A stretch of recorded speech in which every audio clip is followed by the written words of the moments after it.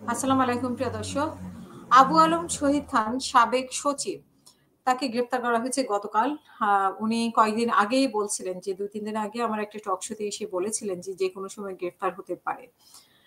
But আমরা এই সরকার ক্ষমতা নেওয়ার পরে আমরা শুনেছি যে প্রাণ খুলে মন খুলে সমালোচনা করতে পারবে। আসলে কি ব্যাপারটা তাই? প্রাণ খুলে মন খুলে কি সমালোচনা করে রেহাই পাচ্ছে?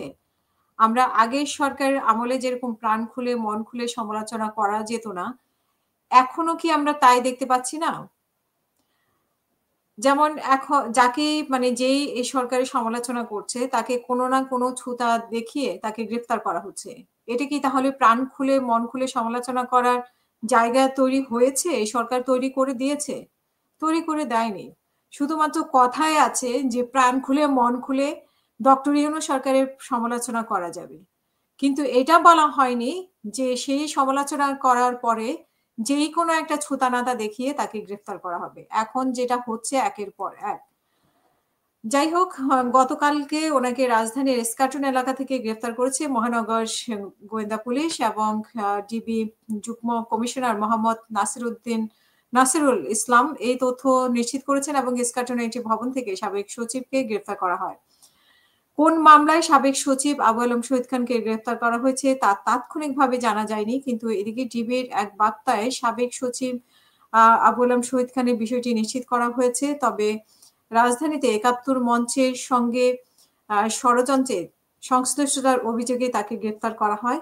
এছাড়া রাজধানীতে জটিকা মিছিলে অংশগ্রহণকারী ৫ জনকে গ্রেফতার করা হয়েছে। আমার জানা মতে সেদিন আমার সাথে টক শোতে উনি বলছিলেন যে রাজধানীতে যে মঞ্চ ৭১ এর যেটি হয়েছিল, অনুষ্ঠান অনুষ্ঠিত হয়েছিল, উনাকে দাওয়াত দেওয়া হয়েছে কিন্তু সেখানে উনি উপস্থিত হননি।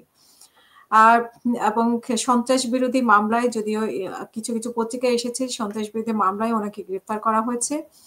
তো প্রিয় দর্শক, আমরা পরে হয়তো আরো বিস্তারিত জানতে পারবো। তবে মন খুলে প্রাণ খুলে যারা সমালোচনা করছেন তারা অনেকটাই সতর্ক হয়ে যাচ্ছেন। কারণ আমি অনেকের সাথেই কথা বলি, যেহেতু আমি টক শো করি। অনেকেই বলছেন যে শুধু এই কথাই বলেন। আগেও এরকম কথা শুনতাম যে বাইরে বসে আপনারা যা ইচ্ছা তা বলতে পারেন। কিন্তু দেশে থেকে আমরা বলতে পারি না। ঠিক এই কথাটা আওয়ামী লীগের সময় যেমন শুনতাম, এখনো ঠিক এই কথাগুলোই বলছে। এবং যারা একটু সমালোচনা করছে, যারা হয় আগের সরকারের সমালোচনা করেছে কি করেনি, এমনও আছে যে যারা আগের সরকারের সমালোচনা করেনি কিন্তু এই সরকারের সমালোচনা করছে।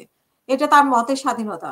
এখন এই সরকারের সমালোচনা করছে দেখে আগের সরকারের সমালোচনা কেন করেনি এমন প্রশ্ন যদি উঠে, তাহলে অবশ্যই বিভ্রান্তকর। এবং এই সরকারের আগের সরকারের সমালোচনা করলে এই সরকারের সমালোচনা করতে পারবে না, বা এই সরকারের সমালোচনা করলে আগের সরকারের সমালোচনা করলো না কেন, এমন প্রশ্ন, এগুলো আসলে খুবই অবান্তর। যেকোনো সরকারেরই যেকোনো মতের স্বাধীনতা হচ্ছে কি নিজেদের মত প্রকাশ করা। সেটা যেই সরকারের ব্যাপারেই সমালোচনা নেওয়ার বিষয়টা হচ্ছে আসল বিষয়, যে কোন সরকার সমালোচনা নিতে পারছে। যেই সরকার সমালোচনা নিতে পারে না, আসলে সেখানে মতের স্বাধীনতা আছে এই কথাটা আমরা কোনোভাবেই বলতে পারি না। তো পরবর্তীতে অন্য কোনো নিউজ নিয়ে আপনাদের সাথে কথা হবে। সে পর্যন্ত সবাই ভালো থাকবেন। আল্লাহ হাফেজ। আসসালামু আলাইকুম।